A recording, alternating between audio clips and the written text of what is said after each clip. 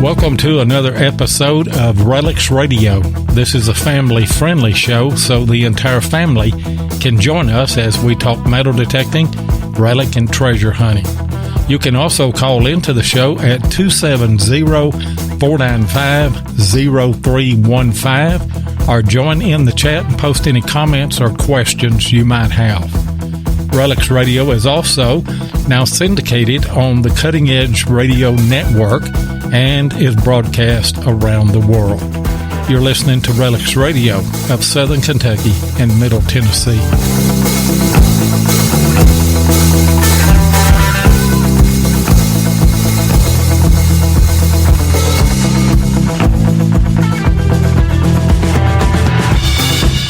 And you are listening to another live episode of RELICS Radio right here on Spreaker. I want to welcome all of our live listeners and all of those of you that are in the chat. Chat's filling up here tonight quick. On the Spreaker app, also want to welcome all of our syndicated listeners that are joining us through the Cutting Edge Radio Network. And we know that not everybody can listen live, and the beauty of podcasting is that these things are on archive. You can listen to it anytime, anywhere on iHeartRadio, iTunes, Apple Podcasts, Spotify, anywhere that you get your podcast. RELICS Radio is going to be there because we are world famous, no doubt about it. And got a good show lined up here tonight, which we'll get to in just a minute. But I've got some announcements that I need to get to here prior to that. Hey, folks, remember, next Thursday night, December the 19th, we're going to give away that Simplex Plus that all of you have been commenting. We're trying to make Note to Macro Simplex a household word or name or phrase. And so that's what we asked you to put in your post. And at airtime, I had, I think, 165 entries in that. And you remember whenever we had Delic Gagnole back earlier in the year and gave away the other Simplex Plus, she said she was going to do it again for Christmas. So next week, next Thursday, that's the night. Now, we're going to have a deadline of 7 a.m. Eastern. You have to comment on that post, and that post, by the way, is in the RELICS Radio Facebook group page. I've got it posted right at the top, pinned to the top right there, so you can't miss it. And just go in there and type in Note to Macro Simplex, and I will give you a number, and then we're going to draw numbers, and then I've got some special guests next week. And one of those guests is going to call out the winning number, and you'll have 3 minutes to either call into the show or let us know on the chat that you are here. And you're going to take home one of the hottest new detectors on the market, the Note to Macro Simplex Plus. I've seen it in action. It is a great detector.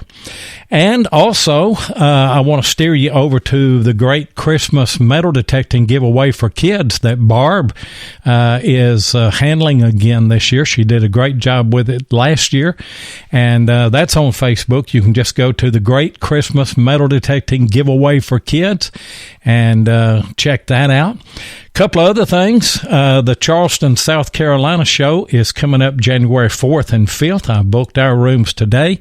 That's at the Omar Shrine Temple at 176 Patriots Point Road in Mount Pleasant, South Carolina. That was a good show there last year with American Digger magazine, and I'm sure that it's going to be a great show again this year. Look forward to seeing you guys that saw there last year and possibly meeting some new people as well. And a couple of personal notes here real quick. I was blown away this week whenever Scott Hansen, whenever he elected me, I guess you could say, in Gary Penta's contest there, nominated me for that award that was given out, a miniature metal detector, and I was completely blown away. I mean, absolutely blown away whenever I got the message that I had won that from Gary Penta. And those of you that know Gary, you know that he makes marvelous stuff. Such a great guy, such a giving guy. And I'm just so humbled by that as well. And then one final note, I got a real good Christmas card and a couple of stickers from Jason Smith.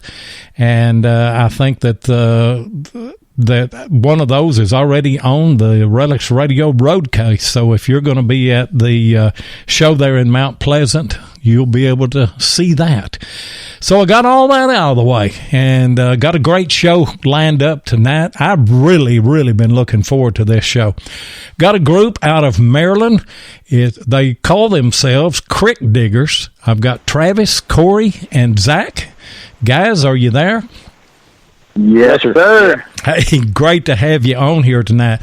Am I going to pick your brain tonight? I want to learn. And, guys, if you haven't seen them, go to Crick Diggers Incorporated, the way the YouTube channel is listed there, and just take a look at some of the stuff that these guys pull out of those deep holes in the ground.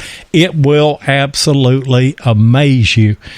And I've got tonight Travis and Corey and Zac, so I'm just kind of going to go around the horn. I'm going to start with you, Travis, and tell me just a little bit of your background. How did you get into this business of treasure hunting and bottle digging? All right. Well, it started about 5 years ago. I was unemployed at the time and kind of depressed, and I live in Lonaconee, Maryland. It's an old coal miner town.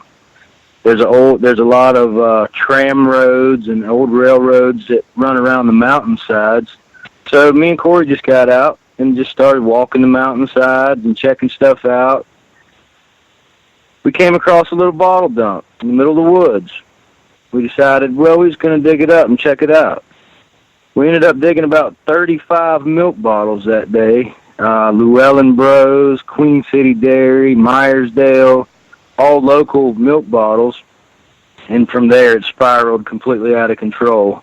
I came home, I got on Google, I started researching, started meeting local people, posting pictures to Facebook groups, and then it went from one group to 100 to 200, and then my obsession with bottles grew, and I just started keeping everything that I was digging and wanting to get more and more into it, and I kind of grew out of my depression stage and started, just enjoying history, which I didn't when I was in high school. But now I'm a history buff. I love it. I love everything about it, and trying to create little stories with everything that I pull out of the ground. It's just pretty neat. You can use your memory and just picture that kid walking down the path, drinking that soda on a hot summer day, and he just tosses it over the bank. Yep. And it lays there for 150 years. And I come and pluck it out, and it's just beautiful as can be. It is, and there's nothing that compares to it. And I think we're all about the same way, all of us that treasure hunt and everything. We may not have liked history when we were in school, but when we get our hands in the dirt and in the ground and we begin to pull stuff out, we obviously want to know what it is. We want to know the time period. We want to know about the people that lived at that time. But that's what makes history real, is these relics and these things that you can pull out of the ground with your own hands. Corey, you kind of got in on the ground floor then, didn't you, on this? Oh, yeah. Trav, dang, I don't know what to say. Trav pretty much summed most of it up. But, wow. Yeah? Like Trav was saying, we started walking the woods. We didn't even think about bottle digging. I could remember years and years ago, I was a little kid, and there was a hillside down below my grandmother's house. And I walked it one day and was finding old bottles. Well, we ended up, after, finding glass here and there, we ended up going to that hillside and digging it for a little bit. And we dug a few bottles, nothing super old at first, but it was exciting. we were taking everything home.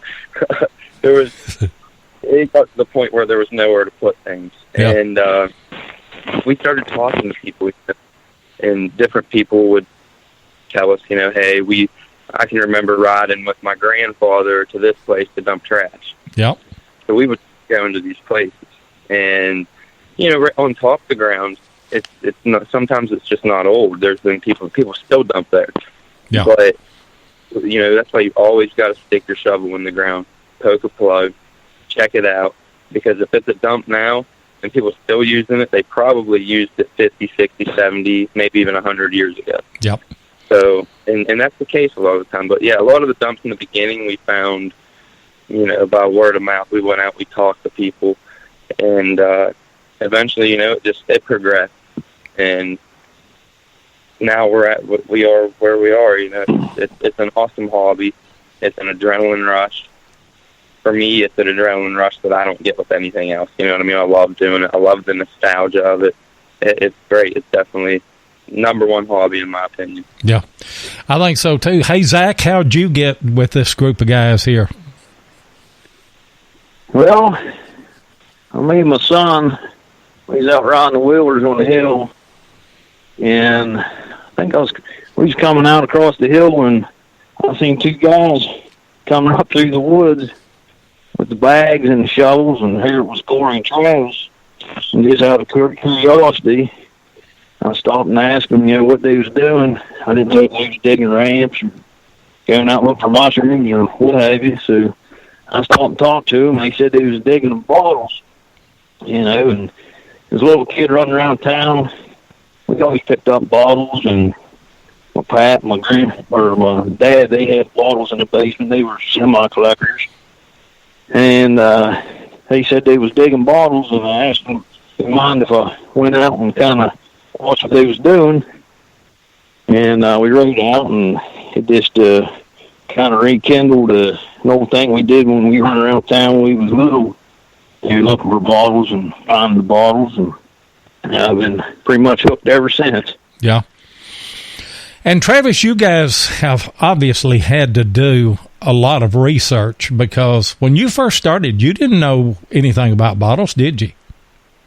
Absolutely not. We thought everything we dug was a gold mine, and it turned out it was about 1 penny. Yeah. We dug and dug and dug and dug and dug, and it takes a lot of bottles to get those good ones. Yeah. But they are out there. And it's fun digging all of them to get to the good ones too. And we learned as we went. So I mean, it was just a big learning process, pretty much. Yeah. And Corey, when you're looking at a bottle dump, one of you mentioned there a while ago, you will have the newer stuff on top. Normally, how far are you guys digging down before you go from like modern stuff to back in the late 1900s or the mid 1900s? Kind of talk about the layers there just a little bit. We got a couple of minutes before commercial break. No, I mean, it all depends. See, there's been times that I've walked upon a dump, and a lot of farm dumps, they're right top of maybe 2 feet, but they're big. Some of them go 50, 60, 70 yards across a fence line or a wood line. But it's mostly surface dumping. You can find good bottles in it, but most of the stuff's broke. Now, there's other times where we'll find a city dump, and you shoot some of the time when the sun's shining on these hills, these dumps are poured over, you can just see the glass flickering from a mile away, and that's how I've found a lot of them. Wow! But you could get there, and everything could be modern on top of the ground, but if there's any glass at all, it's old or colored or anything like that, you want to poke a hole. If there's ash, every dump's got ash, and it's full of brick ash, wood ash, coal ash, a lot of coal ash around here. We run into that a lot. Yeah. And, I mean, it pretty much gives away the dump. Sometimes, like some of the videos we have, like the Coca-Cola bottles that came out, the double diamonds and stuff, that dump, the good layers anywhere from 6 foot to, I'd say, 10 foot. So, I mean, we're digging pretty deep to get to them, and it's fun. It's a workout too, keeps you in shape, but it's that much better when you got to dig that deep to get it. Yeah, yeah, I'd say so. And we've got a bottle digger that's in the chat here. Brandon's in here tonight, and looking forward to having Brandon call in later when we open up the phone lines. Right now, we need to run a commercial break, and we'll be right back. T-shirts are a perfect way to get your brand recognized, whether you're talking about a business, a club, a sports team, your YouTube channel, or whatever. But you may have asked, where can I get quality, affordable shirts on demand? Well, I'm glad you asked. RELICS RADIO uses Detectors.com for all of our T-shirts, long sleeve shirts, and hoodies. That's DETECTEES.com. Ken and Mark Guthrie make quality shirts that last, they ship quick, and best of all, they're affordable. So if you need customized apparel, then go to Detectors.com and be sure and tell them that RELICS Radio sent you. And by the way, guys, if you want one of those hoodies, it's getting cold now. It is here in Kentucky. Detectors.com, they have those RELICS Radio hoodies right now. And I tell you what, they are the perfect weight and size and everything. They're not too hot. They're not too cold. They're just absolutely perfect and beautiful, too. Order you one of those today from Detectors.com. Hey, Zach, we kind of left you hanging on the other side there. But this is a major operation whenever you've got like a modern bottle dump and you want to get down to that older stuff, isn't it? I mean, you've got to move a lot of material. Oh, yeah.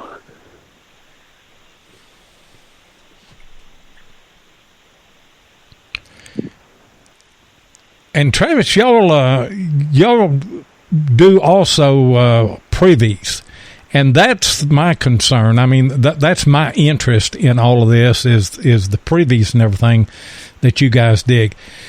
Just give me just school me if you can, just a little bit on we know what a privy is, but I mean, how do you locate that around an old house? Are there steps that you guys have learned or take that has made you successful at doing that? Absolutely. We try to pinpoint the houses that have well-defined backyards. In that, I mean, old fence posts or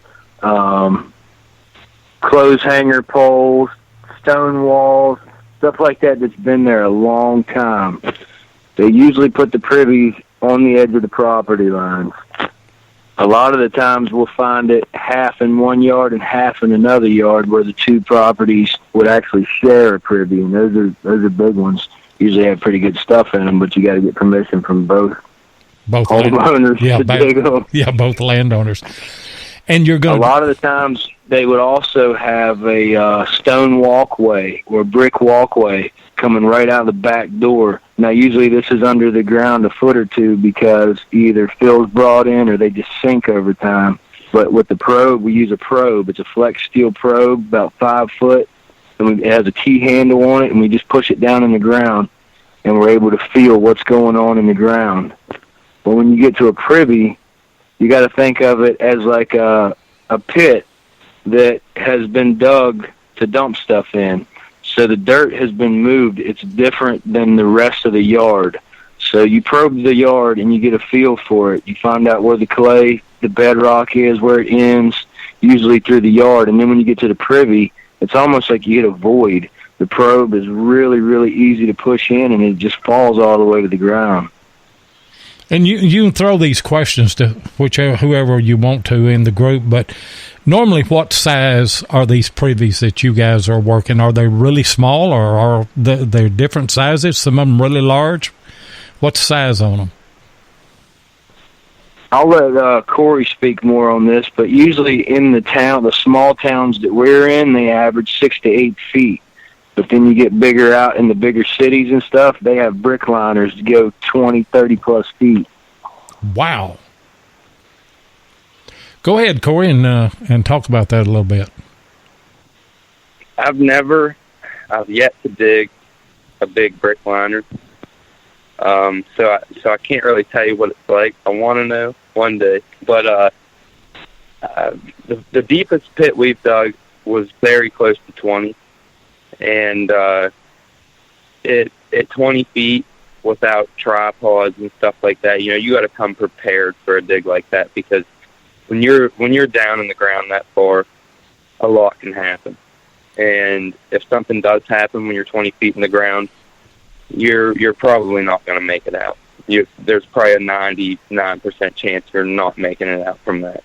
And so, there's times we get down really deep and we just the shards that are coming up, we want to keep going, but we got to stop at some point, because it gets dangerous. Yeah. And even if there's stone, I mean, you got stone line, you have wood line, and a lot of the times the wood's rotted away and it'll be gone. The walls will just be like a sandy clay or something like that.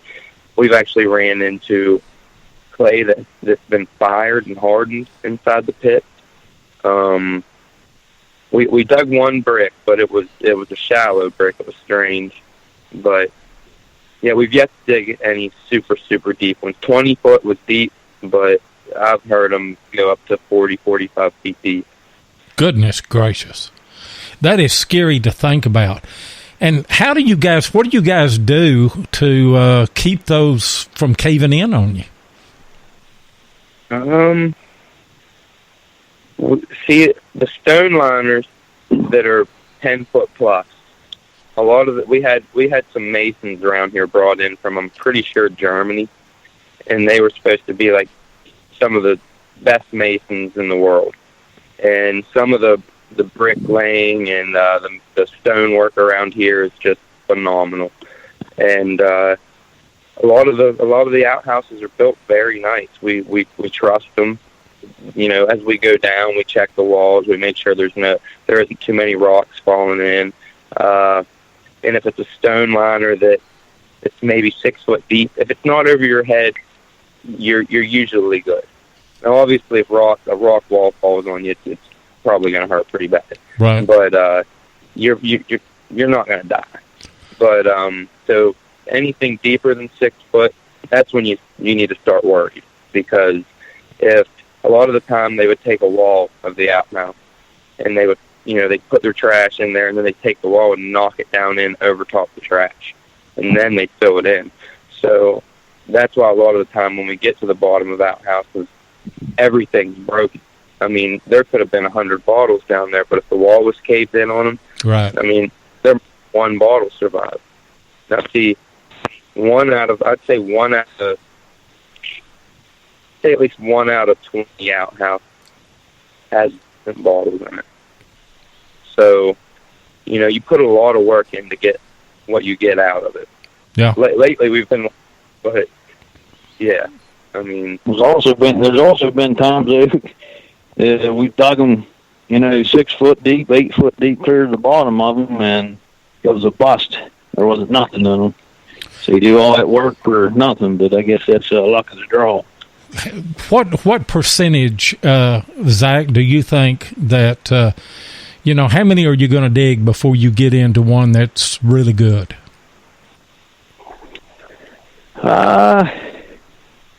It's hard to say on a percentage. I mean, you just pretty much have to go out there and probe them out and dig them up. And if you don't dig them, you don't know what's in them. So, I mean, yeah. Sometimes you hit it and sometimes you don't. Yeah, it's just like metal detecting or any other kind of treasure hunting. I mean, look what they've done on Oak Island. They have dug the world up there, and they're not finding as much as you guys really are in the holes that you're digging. But it only takes one good one, and then, man, you are hooked.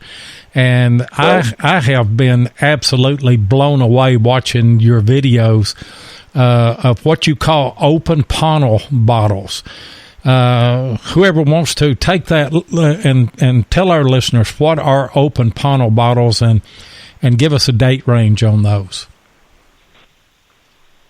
An open funnel bottle is I'll start with this. A funnel is where the blow rod was inserted, and there was glass that had been snapped off, and that created an open funnel. There's actually a few different types of funnels. There's sand funnels, there's iron funnels, and they're all just scars on the base of a bottle from a blowpipe. Research says that they date to actually early 1870s. I mean, there's people that argue that and say 1860s. And they go as early as, I mean, the beginning of glass. Right. I mean, there's, they've just been around forever. Now, what would be the earliest date on those? Were they making glass back in the 1600s? Were they making bottles back then? Yeah, they've been making glass. Wow. I'm not sure on the exact date, but it's been, I'm pretty sure they were blowing glass before Jesus. Okay, wow. So it is really old, and and that funnel is, as you said, it's kind of a divot in the bottom, but that's what was holding it as they were turning the neck and blowing the neck and everything, and then they would break it off. And you have different kinds of funnels in the bottom of them, don't you? Yeah, there's several different kinds. The best one, in my opinion, my favorite, I don't know, this is opinionated, but I like open funnels. I mean, a lot of your open funnels are earlier. Iron and sand funnels don't date quite as far back. And open funnel bottles, in my opinion, are a lot cruder. Well, what are you talking about whenever you're saying open as opposed to iron? And I know the iron was what was stuck to the glass as they were blowing it, or the sand was the medium that was used. What do you mean whenever you're saying open funnel then? The open funnels have like a sharp circular edge, and sometimes it's sharp enough that it'll cut your finger. I'm sure a lot of people back then cut their fingers on them, but it's basically in the shape of a circle, and a lot of the time, sometimes you can barely even see it. Sometimes, I don't know if it was the glass blower was so good at his technique that you just didn't see much of the funnel because he was that good at breaking it off. I'm not sure, but yeah, that's the best way I can explain it, is like a donut shape on the bottom of a bottle that has sharp edges. Well, I know I was watching y'all's videos, and you were saying, "Oh, there's an open funnel. And I didn't know what you were saying at first, and then I looked back through some of your videos, and it's Pontil. So I just Googled it, and I thought, well, I'm going to learn something about this. And one site that I looked at says the open funnels were before 1855, so it's kind of in that same range. It's Civil War era, isn't it? Mm-hmm. Yeah. Yeah, based right around it. But now, what's the shallowest that you guys have found open funnel bottles? Sure. Trav, I'll go ahead and let you answer. I'm trying to think. The shallowest, I guess, would be probably Piedmont. And we dug some open funnels. It was about 6.5 feet down, but that was the very bottom of the privy, and they were literally sticking out of the floor. So half of them was in the privy, and the other half was in the clay itself. Wow. So it's still a deep hole, isn't it? Yeah, they are. Some of the earlier pits were not very deep. They even have barrel line privies, but those were extremely poor people, and they kept everything they had. So chances of finding something in a barrel line privy, extremely slim. I guess the rock lined are probably going to be the most lucrative, aren't they? It seems that way, just because I guess they had a little bit more money, and they seem to be deeper. They used big stones too, big stones that they laid on. So there's really not a fear of them falling on us. It's basically like a wall we're digging straight down. it's like a big giant wall that they made in a square, and the walls are all pretty much touching each other where they come together in the corners. So I mean, it's really, really structurally sound. Yeah. Well, we need to take another commercial break, and we'll be right back in just a minute. We are very excited to announce that Calico Metal Detectors is now the major sponsor of RELICS Radio. Calico Metal Detectors has provided customers with the best metal detectors and accessories for over 60 years, and they offer the largest selection and best deals on metal detectors guaranteed. Calico Metal Detectors features only the very best of treasure hunting equipment that'll help you find coins, rings, jewelry, and relics both on land and underwater. From gold pans to metal detectors, they carry the hottest selling products on the market. And Calico is just a phone call away, before, during, or after the purchase. You can call them at 855-246-2586 or visit the website at www.calicodetectors.com. And by the way, guys, RELICS Radio is an affiliate with Calico Metal Detectors, so if you need a metal detector or a coil or any accessories, send me an email at diggingwith7@gmail.com, and I will get you hooked up. Hey, guys, we got a question that came in the chat. It's kind of hard for me to watch all the questions or all the chat and everything. I just happened to catch this one. But Ohio Relic Hunter wants to know, do you guys have any kind of a technique for finding privies in a plowed field? Ooh, not yet. I mean, I am talking about getting a GPR unit, which real quick is a ground penetrating radar. It sends like a graph through the ground and spits it back out on a machine or a screen in front of you, and it shows you like different disturbances in the ground and stuff like that. But in a field, unless it's a really, really big depression or you hit a major spot of iron and just get lucky and dig into a pit, it's virtually impossible. I figured that it would be hard, and a whole bunch of our old houses, really, really old houses that we have, are really in pasture fields and hay fields and crop fields, and so they would be extremely hard unless, now I have found house sats by just finding the old glass fragments that will come up, and I metal detect around them, and you can locate some stuff. But I guess that kind of brings us to probing. First of all, do you use some kind of special brand of probe, or do you make your own? Like, I've got a probe, but I think it came from Home Depot or somewhere. Is that adequate to do what you guys are doing?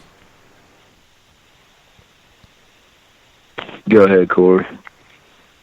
I know a lot of bottle diggers that make their own probes, and a lot of bottle diggers won't use a probe that's sold on, the internet or something like that. They want to make it themselves. And we don't make our own because I don't think any of us really, well, I don't know, Zach, you know how to weld? Yeah, a little bit. To be honest with you, I'm in the process of making one myself now. I got all the parts to do so. I just need to stick her together and see how she works out. Now, what are you using, Zach, to make one? Usually just spring steel. You can find them, the springs that was in the old model, and the trunk of the car that raised and lowered the trunk lid.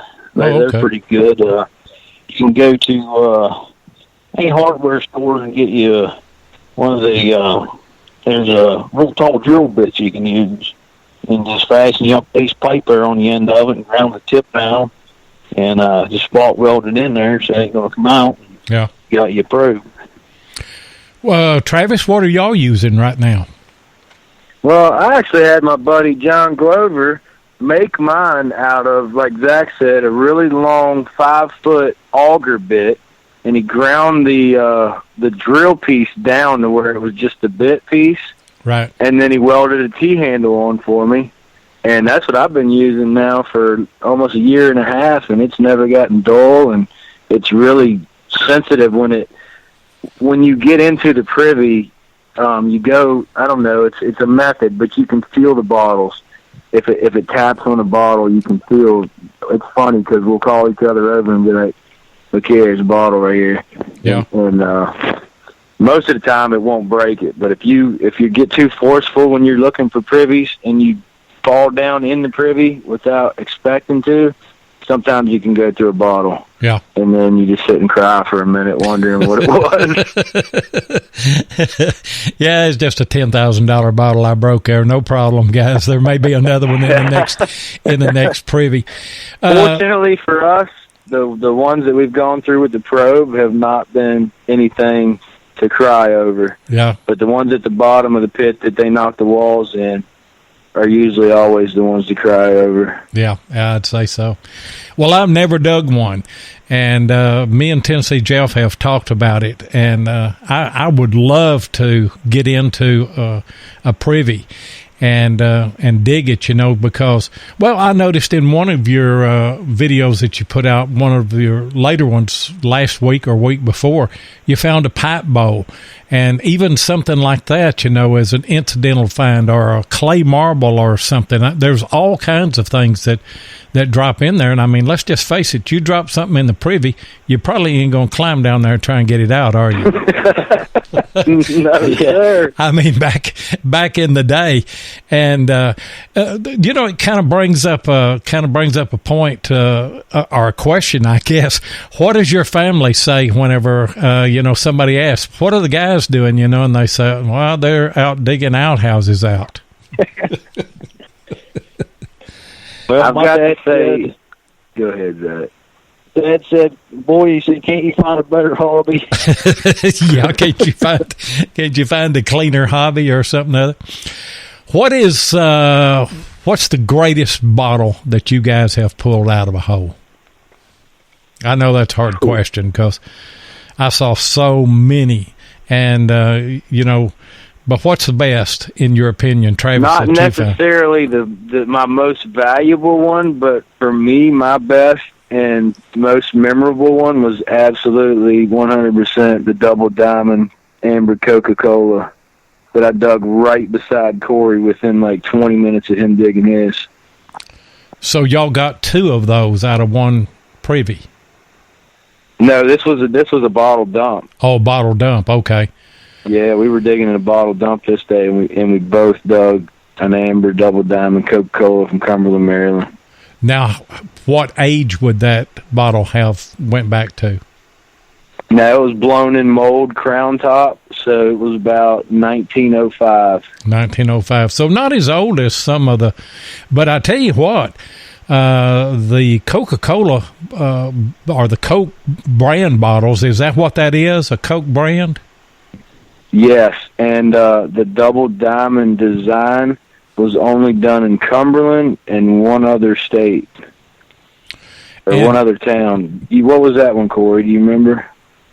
The Double Diamond is actually Coca-Cola. It's there was flavoring bottles too, but that one, usually with the in cursive script, that was usually always Coca-Cola.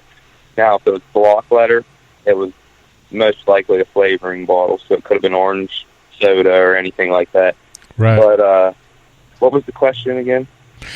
I was just asking him, what was your favorite that you had dug, and he said that it was that Double Diamond. What's that? What are those bottles worth? I would say that they'd fetch a pretty good price, wouldn't they? Yeah, they actually sell for about $400 a piece. Goodness gracious. No wonder you'd cry if you run a probe through that. That's just like setting a fire for $100 bills. Wow. This could be really lucrative, couldn't it? Digging bottles. Sometimes it can be, but the majority of the time, no. Yeah. That's the way it is with just about all treasure hunting. We're not going to make a living out of it. And if we don't enjoy what we're doing, well, I've never sold anything that I've dug anyway. So, but it does kind of make you feel good if you dig something out of the ground and then you can go home and tell your wife, you know, this is worth $400. Only thing is, she'd say, well, sell it and bring me the $400. Yeah. It makes her down in the hobby. You digging privies up a little less. When you bring home bottles, it's worth money. Yeah, I'd say so too. Sure would. And you find inkwells too, don't you? We do find inkwells a good bit. Now, we don't find open bottle inkwells very often. But, yeah, the inkwells are writing was the big, huge thing back then. They didn't have the technology that we do. They didn't have phones or anything like that. So writing was everything. Yeah, and I remember we were still using inkwells whenever I was a young man going to school. Now, that changed. You actually had a pen that had an ink cartridge that would go in it as I got about halfway through school. And everybody calls me the old man. They say I'm 150-year-old. I'm not quite that old. But yeah, we had inkwells back in school, you know, whenever I first started to school. And so writing was really something. I mean, you didn't have a phone. Nobody had a phone in their hand. In fact, very few people even had a phone. But times have changed, I tell you. But isn't it great to be able to go back and pull that out of the ground and look at how those people lived and the things that they used? Yes, sir, it is. Absolutely awesome. What is, if you're digging, let's say you're digging a privy, what's the most common thing that you're going to find in a privy?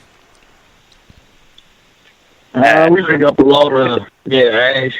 As far as bottles, looks like we roll up with too many mason jars and stuff. Because they canned everything they had in the garden and stuff. So yeah, I'd say mason jars, fruit jars. Now, ketchup bottles. Ketchup. I bet you we've dug over 10,000 ketchup bottles. How old are those now? Are they more modern, or are they old? Well, ketchup bottles go back to blown too. They have actually blown screw top ground molds that date back 1890s, early 1900s. And then they run all the way up until modern, of course. Yeah. But yeah, ketchup bottles are pretty old. They're just massively common. Yeah. And I know at digging Civil War huts, some of the guys that I know that do that, they find the old mustard bottles as well that were back during the Civil War. And if I'm not mistaken, maybe pickle jars and kind of some of the same things that we have today, only just a lot older in the jar that held it. Am I correct? Yeah, I think mustard was actually kind of a different consistency back then. It was thick, I think, but I'm not 100% sure what all was in it. I don't think the same ingredients was in it, but it was a condiment still. Yep. But ketchup. I want to say the word ketchup it didn't come around till maybe early 1900s. I could be wrong about that, but a lot of the sauce bottles, you know, before candies and stuff, they're called pepper sauce. Yeah. They had different names for sauces. Yeah. Interesting. I tell you what, let me run one more commercial, and then we'll have all that out of the way, and then we'll finish the show out.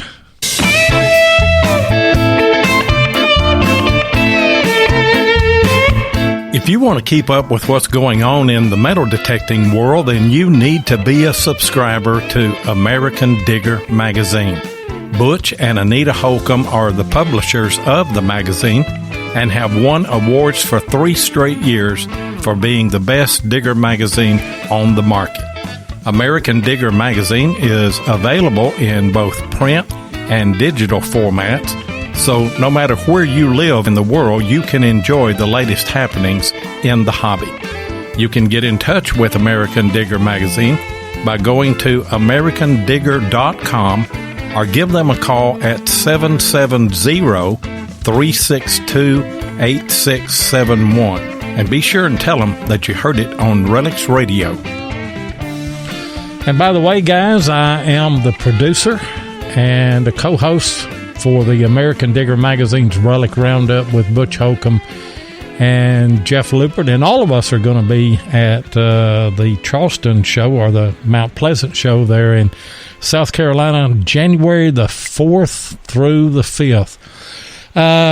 Another question that I have: if you walk up to an old property, not a plowed field, now not a crop field, but you can still, you still pretty well know where the old house was at. Are there certain geographical things or things that you can see about the lay of the land that's going to give you a hint that there might be a privy there? Well, just the dip holes in the yard. I mean, you can find if the foundation's still there. Look where maybe the back door had been. You can use your probe if it isn't visible to find the old walkway out the back, like Travis was saying earlier. You can find the old walkway, and usually the walkway in the backyard led to where the privies were at. Think anything else there, Travis? Yeah, look for big trees or bushes. A lot of times they would plant them right on top of the privy to help with smell, and I'm not really sure what else, but we find that a lot where we have to dig under trees to get to the privy. Yeah. Oh, I've heard that. I've heard that when they would... Now, here in our part of the country, we just had a wooden outhouse, and you could actually move that outhouse, from time to time. And you could move that, and they would plant a boxwood tree where the outhouse used to stand. So if you were going to dig some in our area, you're probably going to have to dig some trees up doing that. We find a lot lilac bushes up this way, and usually like a big plot of Easter lilies. Yeah. Yeah, and, any of those things that are just out of the ordinary, that don't look, like they belong, any of that kind of stuff might be an indicator. I hadn't really thought about the walkway, though, coming from the back door, but that makes sense because, during the year, walking back and forth to the outhouse, if you didn't have some kind of stone walkway or something, you'd have a big trench, and it'd be just as muddy as it could be, with the rain and everything. So that's a good idea, to check for that with probing. It's pretty easy to find a walkway whenever you're probing, isn't it? Oh, yeah, it'll break your wrist. Yeah, you aren't expecting it. And I don't guess all of them had it. Go ahead. Well, a lot of them had the stepping stones, too, so you might hit a little solid. You might take a step, and it'll go in, and you might take a step, and it'll hit another stepping stone. But, yeah, it's still a walkway. Right. And like you were saying earlier about moving the outhouse, what was it, Travis? You moved them about every, 8, 10 years? About every 10 to 15 years, they would fill the outhouse in, like you said, put a bush or a tree over it, and they would move it. Usually only about 8 feet away, and they were usually in a pretty close line. So if you can locate one, go either beside it, on either side, or behind it, or in front of it. 9 times out of 10, you're going to find more than one. Interesting. So those are all tips as far as finding them. I don't know that we would have any rock-lined ones here. I don't know that we would have any wood-lined ones, because in order to do that, whenever they first went to build a privy at a house, they just had to dig out a big old hole and then lay a foundation or a wall, wouldn't they? Yep, a lot of times they slate on the bottom of it for the flooring, and then they would stack up whatever their walls were, being stone, wood, or brick. What about tops? Do you ever see anything put over the top of them, stone or anything, once they covered them up? Oh yeah, sometimes it's nasty too. We actually just recently in the last video had to bust through a rock that was 6 to 8 inches thick. I saw that. And it was put over top of the outhouse, and then they also used clay caps up here. And the clay caps were, I've heard different theories on it, but mostly to prevent smell. and rats. You know, back then, rats carried a lot of diseases and got a lot of people sick and killed a lot of people. Yeah. So they didn't want rats around. So, but yeah, there's been some nasty debris on top of these outhouses. Looks like I'm under sidewalks, halfway under concrete slabs. I mean, just crazy stuff we've went through. I couldn't. A lot of them, they knocked the couple top sections of the wall out. They had a big brick or stone. You collapse that top section of the wall and then fill the dirt clay. Like Corey was saying, the damp and the smell covered up and playing on it. Yeah. I couldn't keep from smiling a while ago. I said, do they put anything on the top of them? And I think it was Travis said, oh, yeah, sometimes it's really nasty. I started to say, son, everything that you're doing when you're digging a privy is nasty. I mean, nasty. It's really not. The stuff that was bad is the most fertile dirt you will ever encounter in your life. I'd say a lot of times they'll put the gardens right on top of it because they just grow phenomenal. Yeah. Let me ask you a medical question.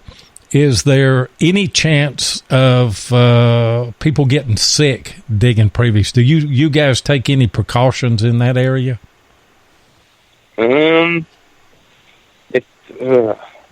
I mean, no, not really. I mean, we've been told that we could.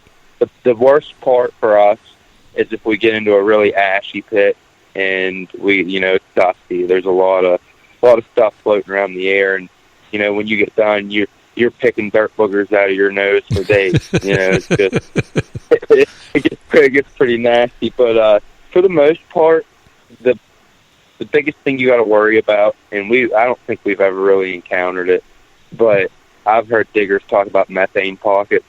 Right. And it takes too big of a methane pocket to collapse your lungs. So that could happen. Very slim chance.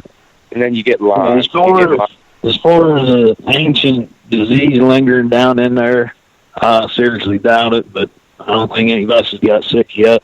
We've been doing it for a while. Yeah. That's what they're vaccinating us for.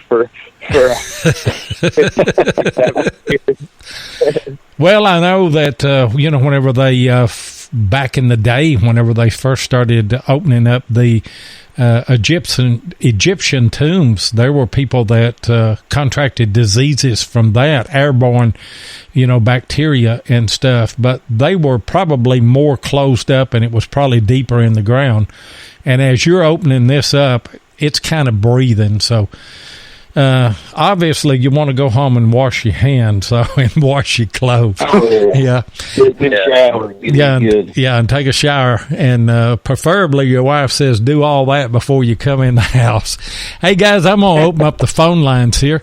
270-495-0315. Brandon, I'd really like for you to call in. This is right in your wheelhouse right here.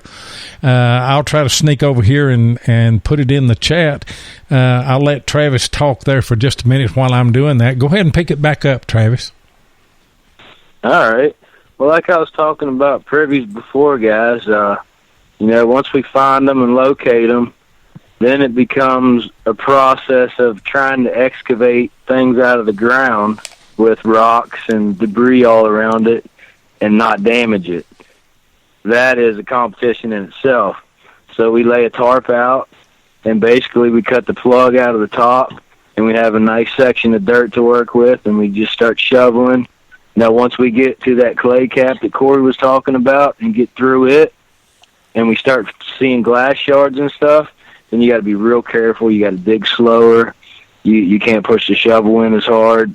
At that point, you're going to feel again.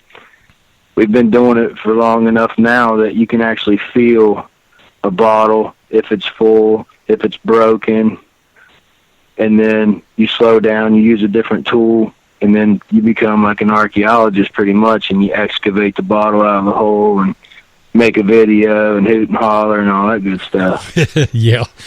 And what kind of tools do you use? I mean, I know that you're using just a short-handled shovel because it's kind of cramped in there when you're trying to dig. But then once you get to the point that you don't want to ram a shovel in the ground, what are you guys using then? I prefer to dig with my gloves. So I'm a slower digger than Corey is. I dig with my gloves and my fingers as much as possible in the privy. Now, you got to watch out, though, for glass, don't you? Because they're full of glass. Yes. I go through probably 100 pairs of gloves a year. Yeah, I know that. Dive detecting in the lake, or even gold prospecting in the creek, where you're working those crevices and things like that, you will absolutely wear a pair of gloves out in a week and a half. Just clawing at the ground and stuff like that. But what other tools do you use other than your gloves?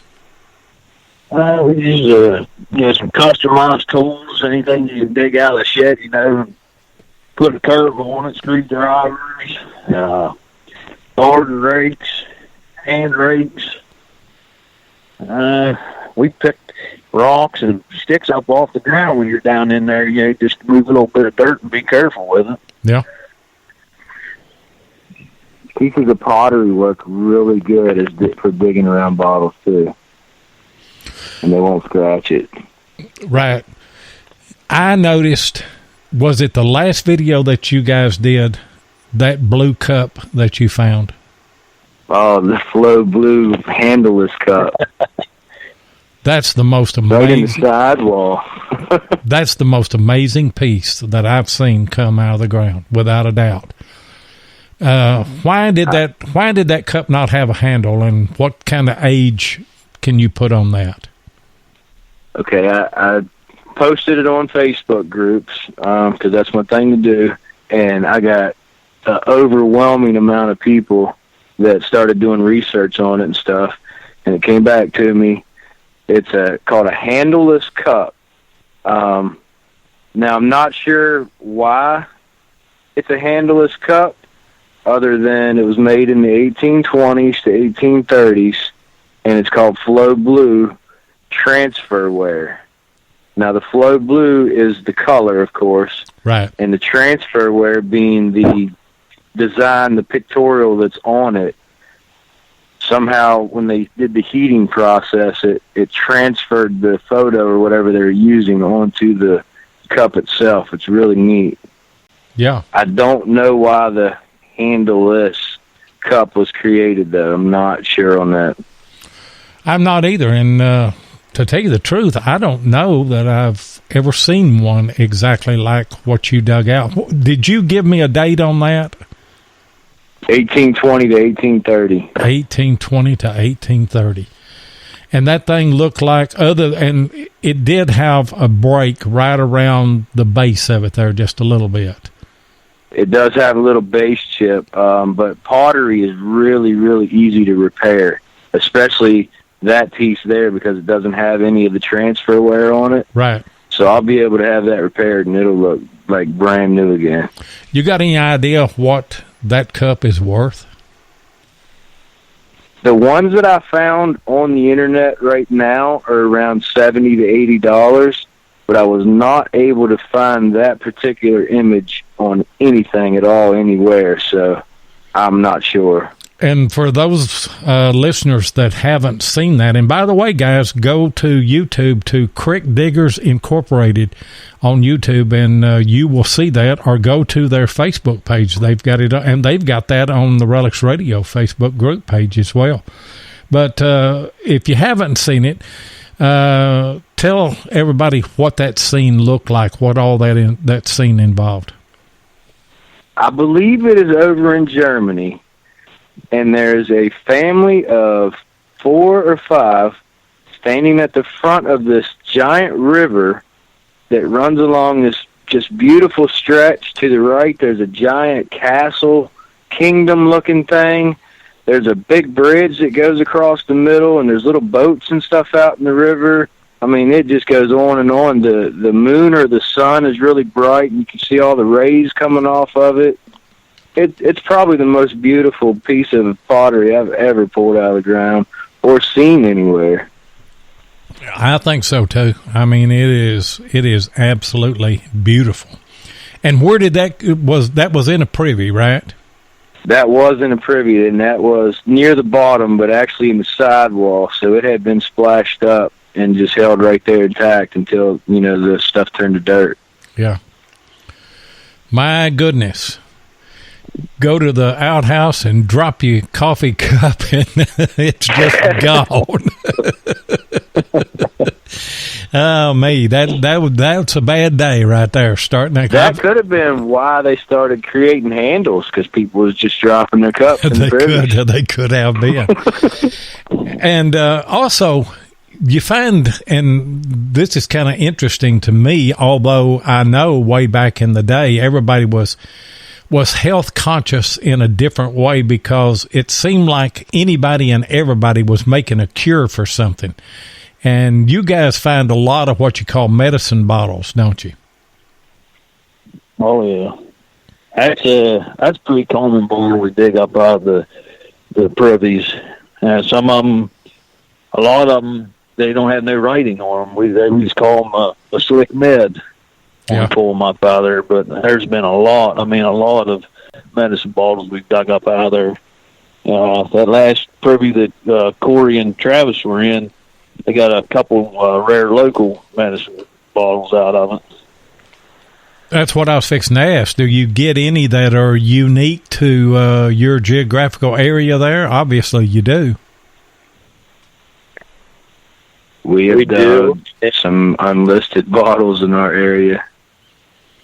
What do most of those say on them when they're in Boston like that, though? Like medicine bottles? Yeah, what are some of the strange ones that you found, the embossing? We've found some goofy ones. That one that I just stumbled for you, Corey, what'd it say? Oh, my, hold on, let me grab it. While he's doing that, I'll tell you one. I dug one at one of the dumps where we was getting a documentary made on us, and it was called Something for Human Flesh. I can't remember the first name part of it. Huh. But all right, I got it. Okay, the Catacura system of curing constitutional humors. Boston, I have no clue what constitutional humors is. Well, I think that may have something to do with constipation. I don't know. But that's what I'm saying. I mean, back in the day, and you've seen it on all of the old shows, there were these traveling salesmen that would come through, and they had all these tonics, and they had all this medicine and everything, and they would, if they were successful enough, they would have their own line, and they would be the only ones that would be selling that, and it might just be something regional, like in your area of Maryland. That might be the only place that bottle was ever sold, was right there, And to me, it looks like that those unique bottles that are, distinctive for a certain area would be more valuable than something that was common everywhere. I don't know. Am I wrong on that? No, that's right. I mean, a lot of places, there was, I guess if there was a bottle works in Ohio, a lot of stuff from Ohio made it here. And it seems like some of the stuff that has Ohio on it, bottles from Ohio that are embossed with that, they weren't around Ohio. They shipped them down here. They put them on the train, sent them down, and they were sold here. I don't know why that is, but it's not all the time. But yeah, they just ship them to certain areas sometimes when you find more in those areas. The railroad was a big reason for that. Yeah. And the reason I was laughing is Tim Henderson is in the chat, and he said constitutional fumers is just gas. What is it? Gas.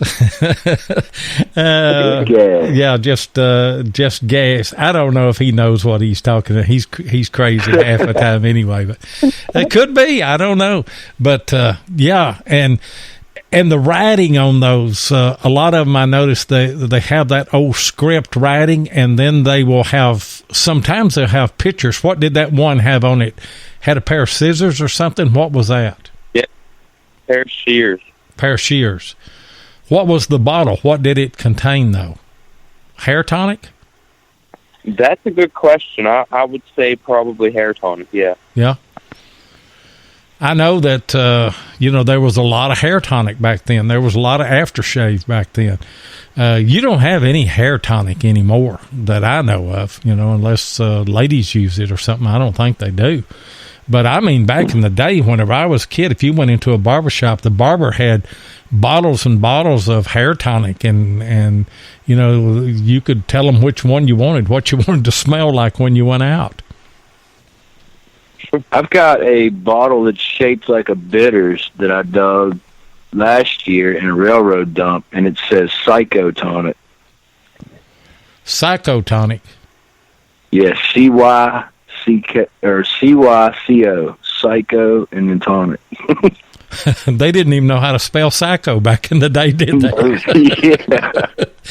But that was I can't find another one like it anywhere. That was another kind of tonic of some kind, That's what I'm saying. You just, the Food and Drug Administration, I don't guess it was even really active like it is. I know it wasn't as active as it is today, and so, people could invent things and sell things. Most of it probably wasn't nothing but whiskey or something other, that they were selling. Yep. And it probably would make you feel a little better, if you were sick. So I guess that's kind of how they got by with it. I don't know. Oh, the stuff they were putting in it definitely made you feel a little better. Yeah. That's blood purifier and swamp root cure. Yeah. There's a pile of them. And every single thing had alcohol content. It did. Alcohol. And even babies medicine. Yeah. And back in the day, in fact, Coca-Cola, when Coca-Cola first came out, it had cocaine in it. And that's why you got the name Coca-Cola. Yep. I don't know that anybody really knows that. Of course, it doesn't have it any longer, but originally it did. We had a guy on American Diggers show that he collects the Coke bottles and things, all the old ones, and he was telling us that about that. So what else do you find? Do you ever find any money in these privies? Well, there's good times that I think we've rolled up there. A lot of times in a spoil pile when we're filling them back in or whatever, you'll catch a glimpse of a coin or a button. I know Travis has found a couple of coins and buttons and stuff in the spoil piles. Do you guys do you run a metal detector over those spoils before you throw them back in? We try to, but there's so much iron mixed in with that stuff. Yeah. Plus the rivets on the tarp too. It's pretty much impossible to do it with the metal detector. But I have my little pinpointer that I run through the dirt every so often, and I'm able to find stuff. But most of the time, it's just eyeballing it. I don't know why, but I find more stuff seeing it than I do with the pinpointer. Yep. Yeah, and I've seen a lady on one of your videos, and she was going through the spoil pile there with a pinpointer, wasn't she? She was trying to. I had to show her how to use the pinpointer, but she was having a good time. She find anything in that?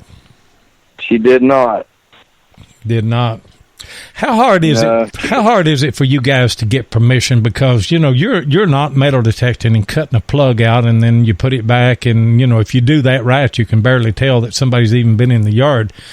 But you guys are digging massive holes. How hard is it to get permission to do that?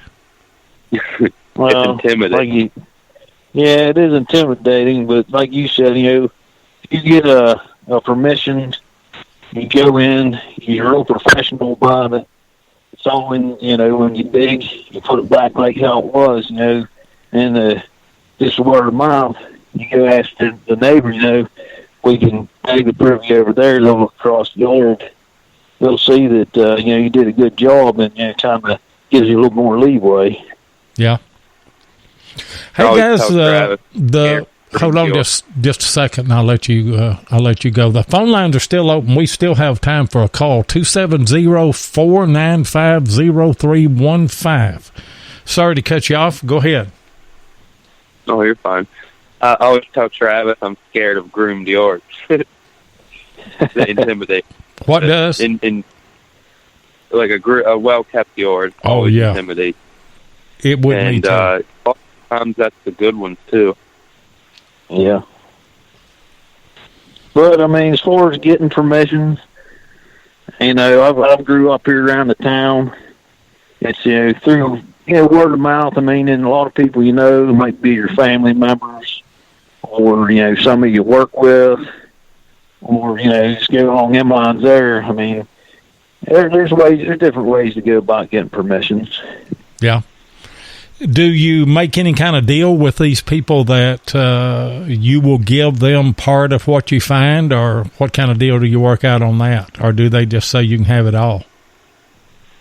We normally don't really discuss finds ahead of time. We just tell them, what we're doing, what our hobby is. And the very first thing that we do before we ask to dig anything is get permission to probe the yard, to look for the privies. Yeah. Because if we don't find them, we don't need to try to follow up and try to get permission to dig. Right. So the first step to get your foot in the door is just get permission to probe. That doesn't do any damage. It doesn't leave any marks. It doesn't hurt anything at all on the property. On a normal yard, how much time will it take you probing? Obviously, you're experienced at it, but how long will it take before you can tell that you found a privy or you haven't found a privy? Normally within the first half hour. We can probe the whole backyard. 5 minutes. So, but you know what you're looking for. Now, we've got a lot of people that are listening that have never done it. Everybody wants to do it. So what advice are you going to give somebody if they go to a brand new, real old location? They know that there was an outhouse somewhere. What tips are you going to give them that's going to help them do that within the first half hour or hour with a probe? Probe property line. First thing I do is I start at the very back of the yard and I probe towards the house. There's super old houses.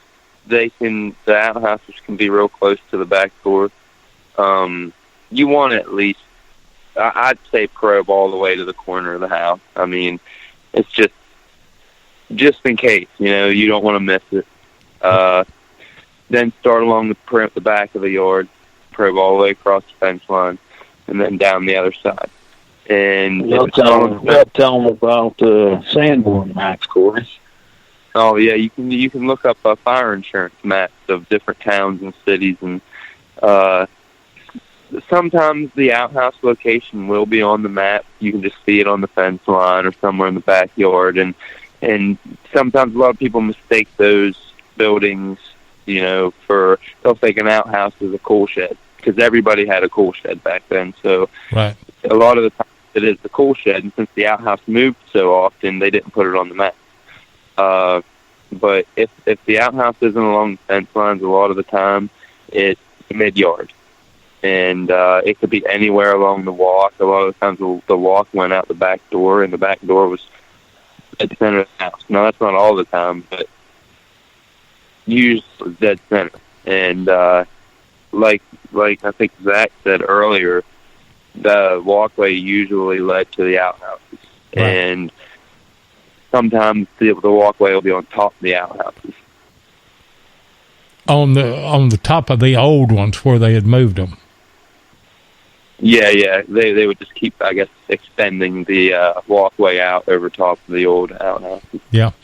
And Bill Marsh asked also, have you ever come across a privy that was enclosed inside of a structure of some kind? That one we just dug a couple weeks ago that was concrete lined was very strange. That's what I was just thinking. Something we've never really encountered before. It was huge. It was so big. It was almost the whole entire backyard.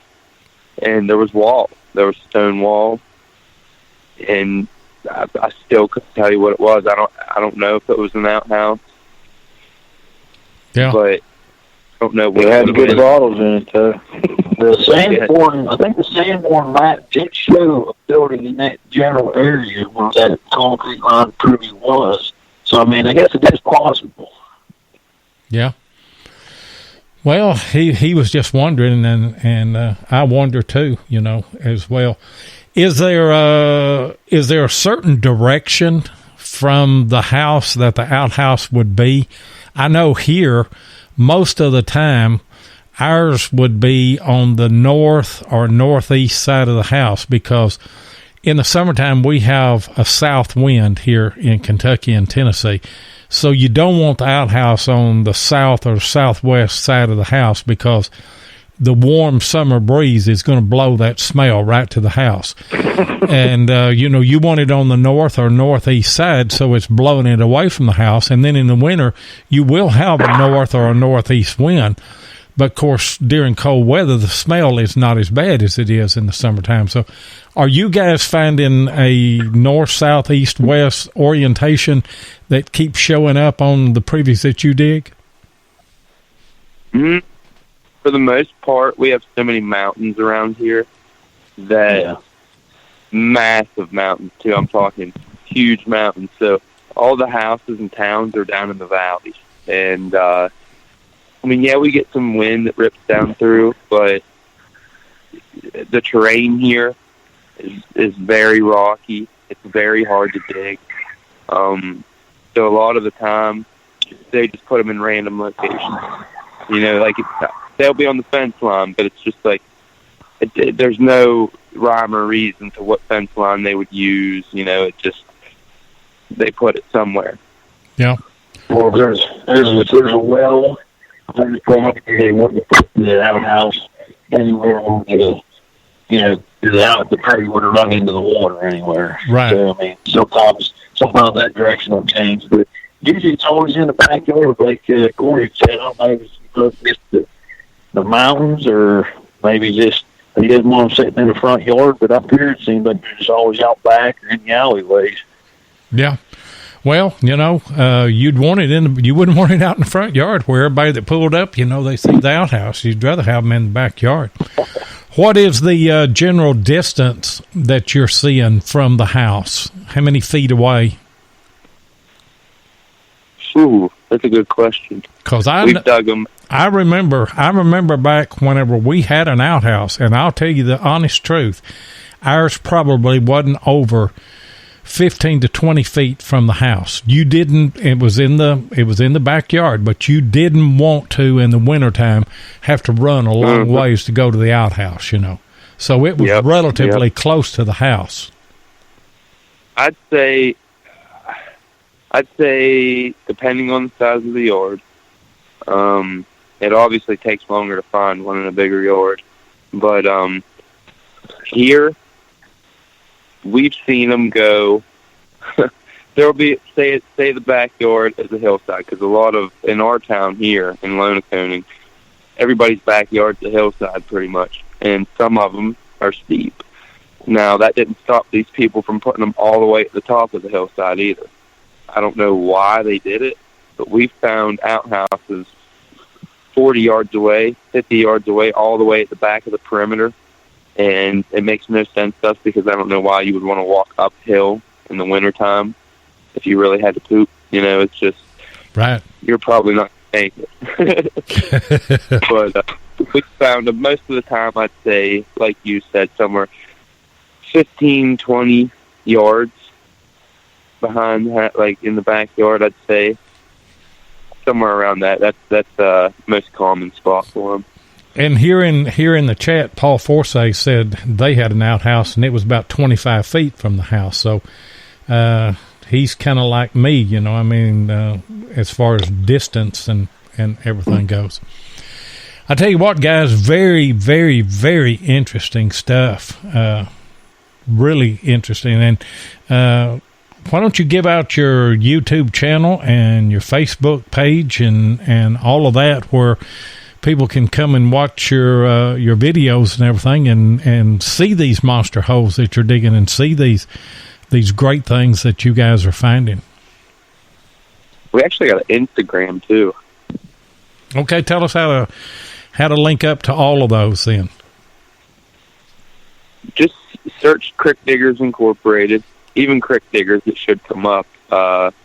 Just hit the follow button and subscribe to the YouTube channel and check out some of the stuff we do. We have a good time. Carry on, you know.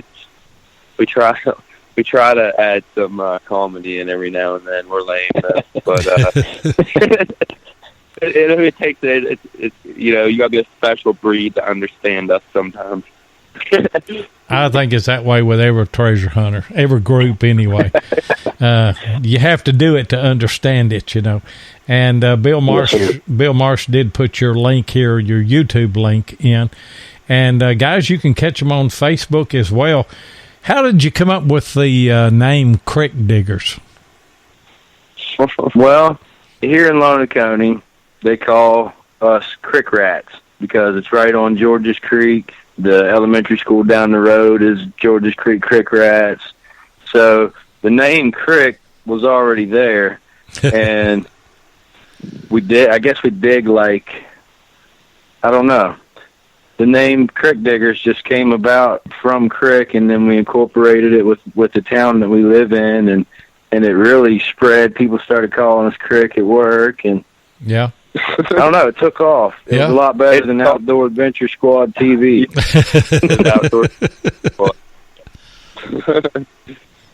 Well, the little stream behind the house ain't a creek. Up here, it's called a crick. It's called a crick. Yep. And it's that way. It's that way here too. Some of them will say crick, you know. And I kind of thought it had something to do with a small waterway or something other, but I didn't know it was. And that's what your school goes by then. Yeah, Crick Rats. Crick Rats. Yeah. Well, the Cumberland River runs through ours, and there's no road that goes over. You have to cross a ferry to get in what's called Turkey Neck Bend. And the school bus used to go and drive down to the ferry, and some of the parents would have to load the kids up that lived in Turkey Neck Bend and bring them to the ferry and bring them across, and then they'd get on the bus. But all the kids and it's still that way. I mean, the buses can now cross the ferry. They couldn't back then. But everybody on the bus back in the day when we were young, we'd say, well, we got to go down there and get the river rats, you know. So I guess every community has their rats of some kind, be it a river rat or a crick rat or what have you. But interesting. Well, we have some massive crick rats. Oh, me. Great show, guys. I really do appreciate you coming on tonight, and want everybody to check them out. It's Crick Diggers on YouTube, on Facebook, on Instagram. Go and check out some of the big holes that they dig, and especially some of the bottles, and check out that blue cup. You're going to be amazed when you see that thing. It is absolutely beautiful. Well, just everything that they dig, so interesting. But you guys hang on the line, and we'll say our goodbyes as soon as I close the show. But Travis, Corey, Zach, thanks, guys, for coming on tonight. Thank you, sir. Yes, sir. Thanks for having us. It was an awesome time. Yeah, it was for me, too. And, guys, want to remind you now, next week, December the 19th on Thursday, make sure that you put your post in on the contest page for the Simplex Plus giveaway. You just simply type in there, Note to Macro Simplex. I will give you a number, and the deadline will be 7 o'clock Eastern Time, 7 a.m. Eastern on December the 19th. I won't take any more entries after that. And then that night on the show, we're going to have some special guests, and Note to Macro is going to give that metal detector away to one of you. There's 165 entries in right now. You never know who's gonna win. I just put a random number generator in. I normally draw 5 numbers out. I don't look at those numbers. I'll put them on paper, and then I'll turn them upside down. I'll put them in envelopes, and then not knowing what number's in the envelope, I will number them 1 through 5, and then whoever the guest is that night, I'm just going to ask them, and none of this is predetermined. I will just say, give me a number between 1 and 5, and they'll give me a number. I'll open it up and look at that number, and we'll look the name up, and then we'll call your name out on the air, and you'll have 3 minutes to call us on the show or to put it in the chat that you are live. You've got to be live in order to win this. And if you call in within the 3-minute allotted time, then you're going to win. If you don't, then I will ask for another number of an envelope, and then we'll open it, and we'll keep going until we get a winner. Sometimes it takes us 2 or 3 tries to do that, but we will give that thing away before we go. And also go out and check out the Great Christmas Metal Detecting Giveaway for Kids that Barb is at the helm of and doing a great job. Check that out. And also, if you're free on January the 4th and 5th, be sure to come to the Omar Shrine Temple at 176 Patriot Point Road in Mount Pleasant, South Carolina. We're doing a live relic show there, and American Digger Magazine will also be doing live shows. Maybe Relics Radio do a live show as well. But anyway, looking forward to seeing everybody come back this next Thursday night at 8 o'clock Eastern Time. We'll see you then.